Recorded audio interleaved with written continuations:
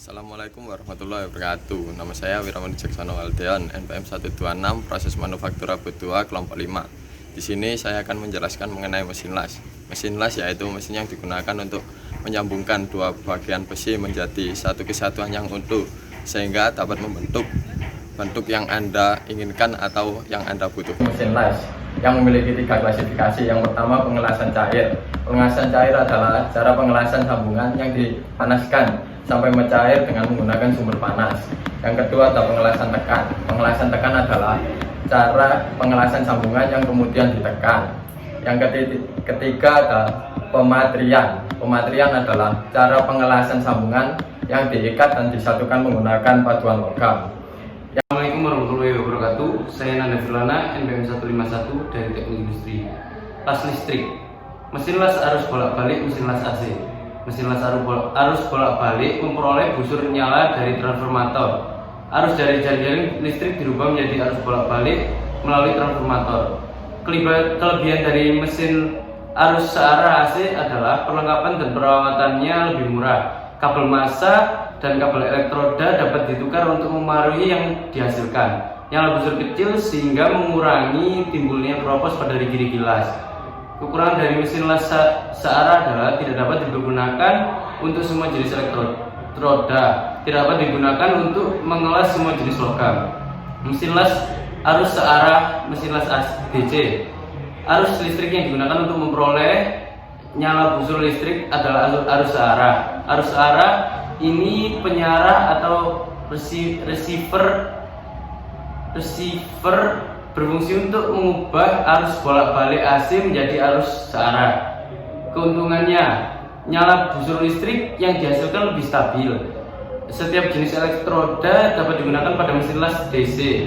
Tingkat kebisingannya lebih rendah. Mesin las lebih fleksibel karena dapat diubah ke arus bolak-balik atau arus searah. Dapat digunakan untuk mengelas plat yang lebih tipis.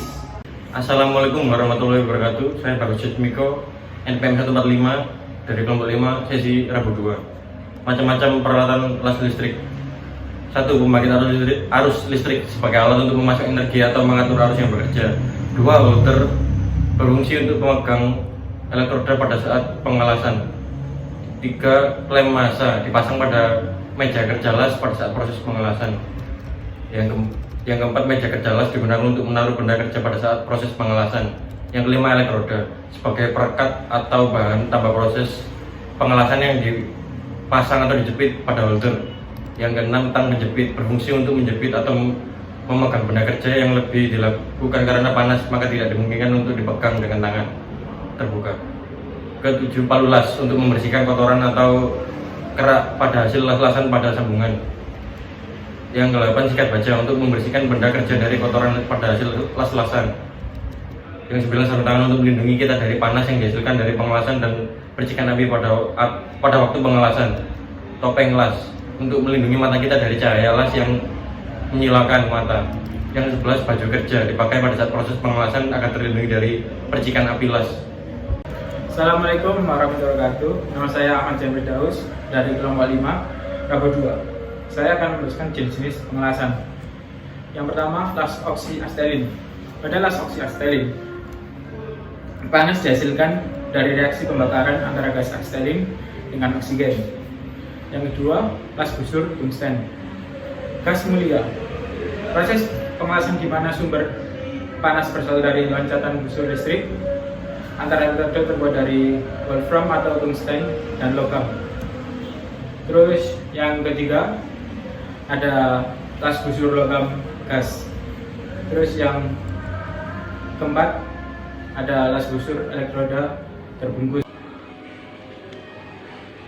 Hai, nama saya Ninik Dubarwanti, NPM 19044. Di sini saya akan menjelaskan tentang mesin bor, di mana mesin bor adalah suatu mesin yang alat gerakannya itu memutar.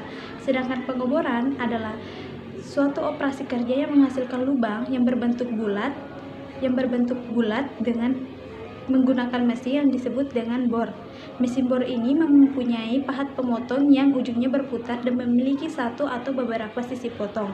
Mesin bor juga memiliki 3 jenis, yaitu mesin bor meja, tangan, dan tegak. Mesin bor meja adalah mesin bor yang diletakkan di atas meja yang digunakan untuk membuat lubang kerja yang berdiameter kecil atau terbatas sampai dengan 16 mm.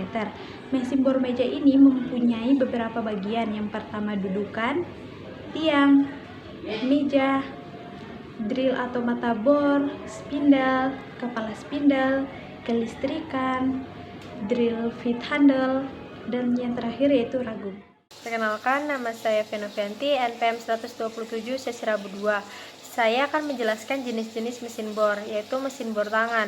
Mesin bor tangan adalah mesin bor yang digunakan untuk melubangi kayu, dinding atau tembok, dan plat logam. Bagian-bagian dari mesin bor ini yaitu pelindung kabel listrik, yang kedua yaitu pistol grill handle, yang ketiga yaitu tombol pengunci, yang keempat yaitu tombol pengatur arah putaran, yang keempat yaitu tombol pengatur kecepatan, yang keenam yaitu tombol pengatur fungsi impact atau drill, yang ketujuh adalah tombol pemicu, yang kedelapan yaitu slot penyimpanan, yang kesembilan yaitu cengkaman, yang ke-10 mata bor, yang ke-11 yaitu tongkat pengatur kedalaman bor, yang ke-12 yaitu ganggang pegangan.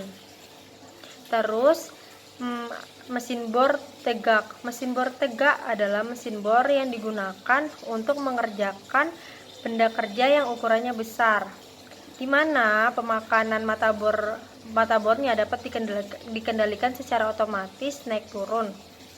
Kemudian perawatan mesin bor yaitu pelumasan secara rutin agar menghilangkan gesekan dan panas. Yang kedua yaitu menggunakan peralatan pelindung mata.